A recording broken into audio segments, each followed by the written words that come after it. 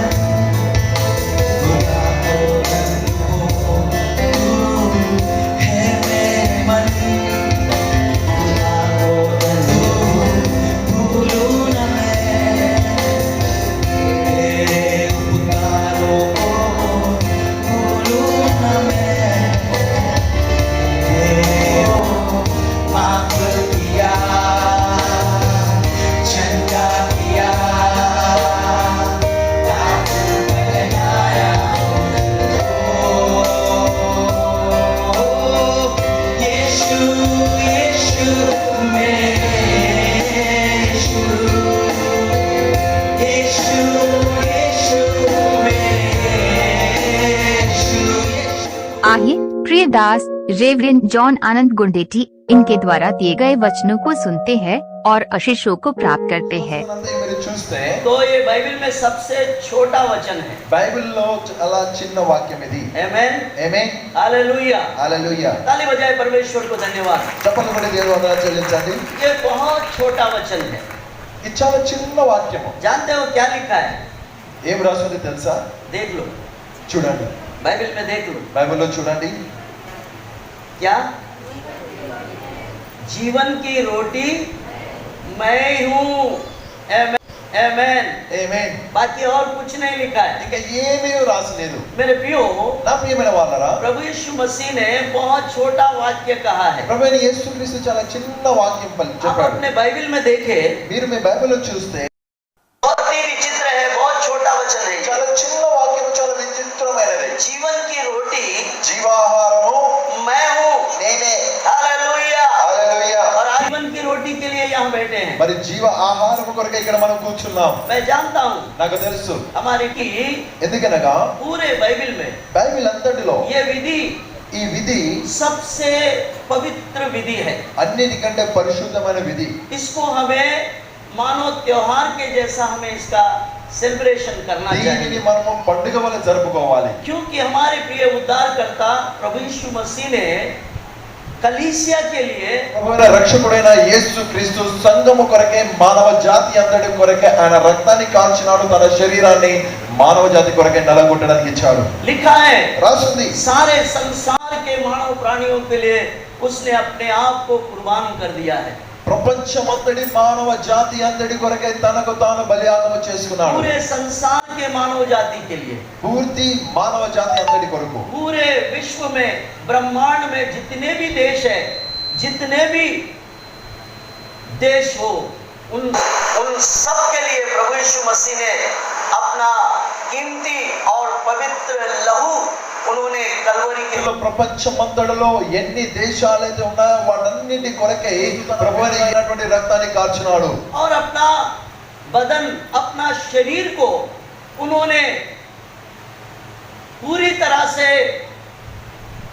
कूटकर उसे छिदा जाने के लिए उन्होंने अपना बदन भी दे डाला। తన శరీరమును పూర్తిగా నలగగొట్టడానికి, చితకగొట్టడానికి ఇచ్చేసుకున్నాడు. आमेन। ఆమేన్. हालेलुया। హల్లెలూయా. अब उसी बात का तात्पर्य यहाँ पर प्रभु यीशु मसीह दृष्टांत में कह रहे हैं। ఆ మాటను గూర్చిన తాత్పర్యాన్ని ప్రభు యేసుక్రీస్తు ఉపమాన దృష్టాంతం మాదిరిగా చెప్తున్నాడు. दृष्टांत के समान कहा, ఒక ఉపమానంతో చెప్తున్నాడు. कहा जीवन की रोटी मैं हूँ। ఆయన అన్నాడు, జీవ ఆహారము నేనే. हालेलुया। హల్లెలూయా. हालेलुया। హల్లెలూయా. जीवन की रोटी జీవ ఆహారము मैं हूँ। నేనే.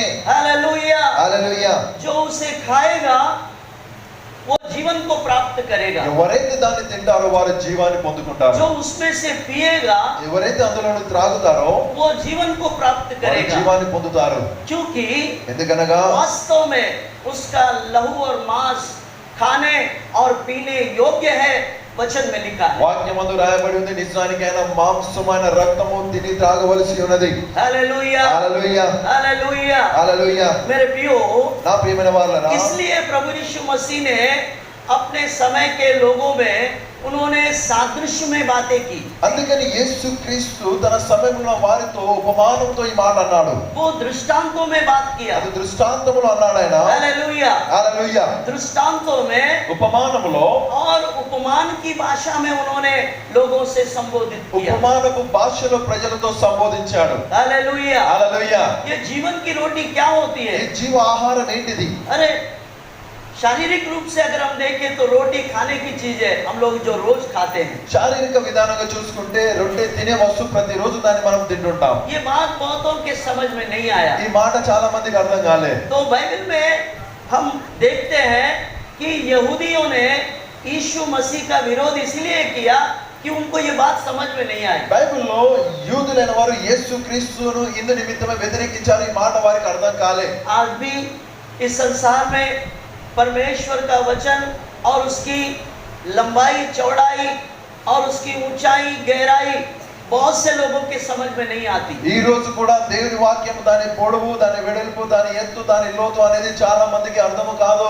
अब समस्या यहीं पर है। సమస్య ఇక్కడే ఉంది. जानने वाला तानता है लेकिन न जानने वाला कुड़कुड़ाता है। తెలుసుకున్నవాడు సాగుతాడు, కానీ తెలుసుకుని వాడు ఏం చేస్తాడు? సొనగుతూ ఉంటాడు. Hallelujah hallelujah hallelujah. హల్లెలూయా. ऐसे ही అదే విధానంలో उस समय के यहूदी समाज ने उनका विरोध किया। ఆ సమయంలో ఉన్న యూదుల సమాజం ఆయనను వ్యతిరేకించారు. आमेन ఆమేన్ हालेलुया। హల్లెలూయా. यहूदियों ने యూదులు प्रभु यीशु मसीह का विरोध किया। ప్రభువైన యేసుక్రీస్తును వ్యతిరేకించారు. उन पर कुड़कुड़ाने लगे, ఆయనను బట్టి సనిగినారు, उन पर दबाव लाने लगे। ఆయన इस మీద पे पद को पढ़े। మీరు 41 వాక్యాన్ని చూడండి. उसी में यूहन्ना रचित सुसमाचार అందులోనే యోహాను సువార్త 6 अध्याय 6వ అధ్యాయం और उसके 41वें पद को देखिए। దాని 41వ వాక్యాన్ని చూడండి. वहां लिखा है, అక్కడ రాసింది, सो यहूदी उस पर कुड़कुड़ाने लगे इसलिए कि उसने कहा था कि जो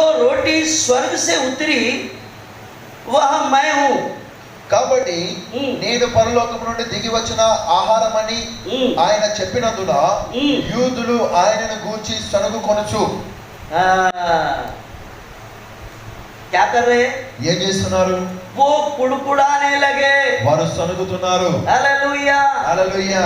मैंने कहा ना, నేను అన్నాను కదా, धर्मशास्त्र जिसको समझ में आया वो मस्त मलंग रहता है, ధర్మశాస్త్రం ఎవరికైతే అర్థమవుతుందో వారు నిశ్చింతంగా ఉంటారు. और जिनको समझ में नहीं आया ఎవరికి అర్థం కాదో वो कुड़कुड़ाएगा, వారు సణుగుతారు, विरोध करेगा వ్యతిరేకిస్తారు, और उसका तिरस्कार भी करेगा। వారు తిరస్కరిస్తారు. तो यहाँ बात वही है। ఇక్కడ మాట అదే. आज हम कुछ नए बातें लेकर आते हैं सामने, ఈ రోజు ఏమైనా కొత్త మాటలు ముందుకు తీసుకొస్తే तो बहुत से लोग हमसे चिढ़ जाते हैं। చాలా మంది మమ్మల్ని బట్టి సణుగుతారు. अरे ये पास्टर कुछ नया ही लेके आया అరే है। ఈ పాస్టర్ ఏదో కొత్తది తీసుకొచ్చిండు. पर वो पास्टर के जैसा तेरी बाइबल स्टडी है, ఆ పాస్టర్ లాగా నీకు బైబిల్ స్టడీ ఉందా? वो पास्टर के जैसा आप 24 घंटा प्रभु के चरणों में बैठते हो?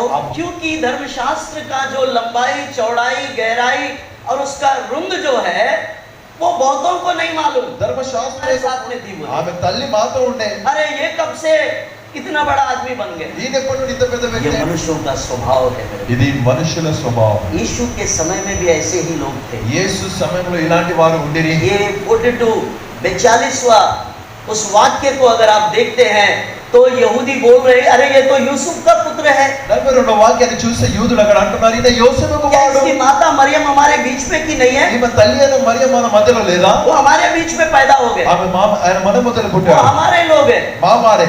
ये कब से भविष्यद्वक्ता बन गया? ఈయన ఎప్పటి నుండి ప్రవక్త అయ్యాడు? ये तो साधारण मनुष्य है, ఈయనది సాధారణమైన మనిషి, मामूली आदमी है, సాధారణమైన వాడు, इंसान है ये। మనుష్యుడినా. पर ये कहता है కానీ ఈయన అంటున్నాడు, कि जगत में मैं उतर कर आया हूं। ये कब उतर के आया? ఈ లోకానికి దిగి వచ్చాను. ఈయన ఎప్పుడు దిగి వచ్చాడు? यीशु मसीह के सादृश्य वाली बातें समझ में नहीं आई उनको। యేసుక్రీస్తు చెప్పిన ఉపమానపు మాట వారికి అర్థం కాలే. यहाँ लिखा है, ఇక్కడ రాసింది, क्योंकि वो क्यों कर कहता है कि मैं स्वर्ग से उतरा हूं, నేను పరలోకం నుండి దిగి వచ్చాను है ना? కదా. ये बात बहुत बुरी लगी उनको। ఈ మాట చాలా చెడుగా मैं అనిపించింది. स्वर्ग से उतरा हूं बोलने से उनको चिढ़ आ गया। నేను పరలోకం నుండి దిగి వచ్చాను అంటే వారు కోపగించుకున్నారు. ये कब उतर आया? ఈయన ఎప్పుడు దిగి వచ్చాడు? ये कोई परमेश्वर है? ఈయన మన దేవుడా कोई स्वर्गदूत है లేక పరలోకపు దూతనా? जो आसमान से उतर कर बीच में आया? ఆకాశం నుండి దిగి వచ్చాడు. वे उल्टा सोचने लगे। మీరు వ్యతిరేకంగా ఆలోచిస్తున్నారు. उनका कहने का तात्पर्य ये है, ఆయన చెప్తున్న దానికి అర్థం ఏంటంటే, मैं स्वर्गीय व्यक्ति हूँ, నేను పరలోకపు వ్యక్తిని, मेरे पिता ने मुझे నా తండ్రి నన్ను मरियम के कोख के द्वारा इस जगत में भेजा है। మరియ గర్భము ద్వారా నన్ను ఈ లోకానికి పంపాడు. बस उसी बात को वो सादृश्य में कहे कि मैं स्वर्ग से उतरी हुई रोटी हूँ। ఆ మాటనే ఉపమానంతో అన్నాడు, నేను పరలోకం నుండి దిగి వచ్చిన రొట్టెను. अब इसका सादृश्य ये है, దానికి ఉపమానం ఏంటంటే, प्रभु यीशु मसीह अपने आप को वो रोटी संबोधित कर रहे हैं। ప్రభువైన యేసుక్రీస్తు తనకు తాను రొట్టెగా సంబోధించుకుంటున్నాడు. हालेलुया। హల్లెలూయా. वो अपने आप को रोटी संबोधित कर रहा है। తనకు తాను రొట్టెగా సంబోధించుకుంటున్నాడు. मैं इस पृथ्वी पर उतरा हुआ जीवन की रोटी हूँ। ఈ భూమి మీదికి దిగి వచ్చిన జీవ ఆహారమును నేనే. ये बात उनको बहुत बुरी लगी। ఈ మాట వారికి చెడుగా అనిపించింది. यहूदी समाज को अच्छा नहीं लगा। యూదుల సమాజానికి బాగా అనిపించలే. ये तो हमारे भाइयों में से है, చూడు మన సహోదరుల నుండే ఉన్నాడు. ये भी हमारा जाति भाई है, ఈయన మన జాతి సహోదరుడే. ये भी हमारा यहूदी पंथ में से पैदा हुआ व्यक्ति है। యూదా మతంలో పుట్టినటువంటి వ్యక్తినా अब ये कह रहा है ఈయన అంటున్నాడు, मैं स्वर्ग से उतरा हूँ। నేను పరలోకం నుండి దిగి ये వచ్చాను. बात कितना अटपटा लग रहा है सुनने को। ఈ మాట వినడానికి ఎంత అదో రకంగా ఉంది ఈ మాట వినడానికి. सचमुच ही मेरे प्रियो, నిజంగా నా ప్రియమైన ऐसा వారు ही लगेगा, అలాగే అనిపిస్తుంది. लेकिन वास्तव में ऐसा नहीं है। కానీ వాస్తవానికి ఆ విధంగా वो లేదు. रोटी के सादृश्य आया है। ఆయన రొట్టెకు సాదృశ్యంగా వచ్చాడు. हालेलुया। హల్లెలూయా. आज हम लोग रोटी को और दाखरस को हम लोग ब्लेस करते हैं, प्रार्थना करते हैं, वो यीशु के शरीर और लहू में बदल जाता है। ఈ రోజు మనం రొట్టెను మరి ద్రాక్ష రసాన్ని ఆస్వాదిస్తున్నామా, అది యేసు శరీరము మరి రక్తంలోనికి మారుతుంది. और उसको हम लेते हैं, దాన్ని మనం తీసుకుంటాం. तो यीशु मसीह के शरीर में और लहू में हम एक हो जाते हैं। యేసుక్రీస్తు శరీరమందు ఆయన రక్తమందు మనం ఏకమవుతాం దాంతో. आमेन, ఆమేన్. हालेलुया। హల్లెలూయా. उसके लहू मांस में हमारा रिश्ता बन जाता है। ఆయన రక్త మాంసంలో మనకు సంబంధం అవుతుంది. उसके लहू मांस में हम एक हो जाते हैं, ఆయన రక్త మాంసంలో మనం ఏకమవుతాం. एक जान हो जाते हैं। ఒక ప్రాణం అవుతాం. तो उसको प्रभु यीशु मसीह ने कहा, जब तुम मुझे खाओगे और मुझे पियोगे तो तुम्हारे अंदर में मेरा जीवन रहेगा। దాన్ని ప్రభువైన యేసుక్రీస్తు అన్నాడు, ఏంటంటే మీరు దీన్ని త్రాగితేనే మీలో నా జీవం ఉంటుంది. मेरा जीवन तुम में उतरेगा। నా జీవం మీలోనికి దిగి వస్తుంది. स्वयं मेरा लहू है वो, స్వయంగా నా రక్తం అది, स्वयं मेरा शरीर है, స్వయంగా నా శరీరం అది, मेरा मांस है, నా మాంసం అది, जो मैं तुम्हारे लिए तोड़ा हूँ, నేను మీ కొరకు విరగొట్టాను, तुम्हारे लिए बहा दिया हूँ। మీ కొరకు కార్చాను. कलवरी के क्रूस पर से मैंने लहू बहा दिया है। కల్వరి శిలువ మీద నుండి నా రక్తాన్ని కార్చాను. सारे